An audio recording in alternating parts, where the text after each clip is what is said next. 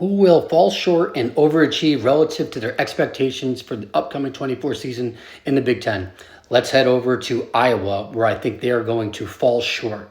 Now, prior to the divisions, now the division list format, their expectations were 10 wins, essentially, and win the West and compete for the conference championship game and get to that conference championship game.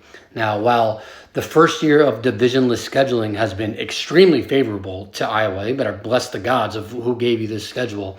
They have no Michigan, no Oregon, no Penn State, or no USC. Essentially, they get one of the top 5 teams in the Big Ten. So they got really blessed with scheduling. But I think they're going to have to rewrite their expectations for Iowa as a program. Like the Big Ten title game is now a bit too lofty of an expectation, even with this schedule. But in the future, I think so too. I think they're going to have a top 5 defense this year in the conference, maybe even top 2. But there's nothing to be desired on the offensive side of the ball. There is no skill positions. You fire Brian Ferentz, but they have nothing. There's no one threatening on the offensive side of the ball that they can go to and be that elite player and be that playmaker when they really need him. So and I think a lot of the teams in the Big Ten this year will be better than they were last year. I think it'll be an even deeper conference this year than it was last year, especially with teams like Wisconsin and Nebraska, as they're entering in year 2 of their coaches in Luke Fickell and Matt Rule. I think they're going to be better this year. They draw both of them. So I think Iowa is going to fall a little short of their expectations. I don't think they're going to make a conference game. Their win total is 7.5 wins. I do think that they'll probably get the over on that, but I don't really see them getting anything more than 8 wins. So I think they're going to fall short of getting to the conference championship game and getting to those 10 wins. Now, let's flip it over to Michigan. I think they're going to overachieve, and I know that's crazy to say because they're the 3-time Big Ten champ and last national champion, but right now they're being overlooked, and whether that's due to attrition, due to this scandal, due to the coaches leaving and players leaving, like whatever it is, they're being overlooked right now.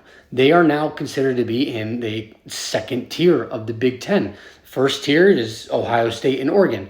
And then after that, they're like, okay, now we're going to throw Michigan and Penn State here. So, like, I don't know. What are we really just going to write off the 3-time Big Ten champ like that? Like, this defense is still going to be elite. They're going to bring back Will Johnson. They got Mason Graham and Kenneth Grant going to plug up the holes on the defensive line. That's probably the best defensive tackle tandem in the country.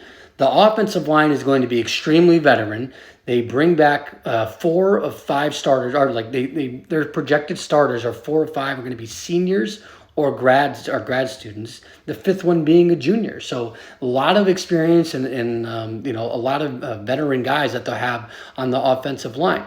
You're also going to bring back Sharon Morris as a head coach. He's proven himself in 2 big games last year that he can be this head coach and he can take on that responsibility. They do have a tough schedule, and we're going to find out early who they are. They host Texas, and they have 4 really tough games. So they host Texas, then they have USC, Oregon, and Ohio State, but 3 of them are in the Big House. So, of their tough games, they get 3 of them at home, which is really huge. Their only one not being at home being Ohio State.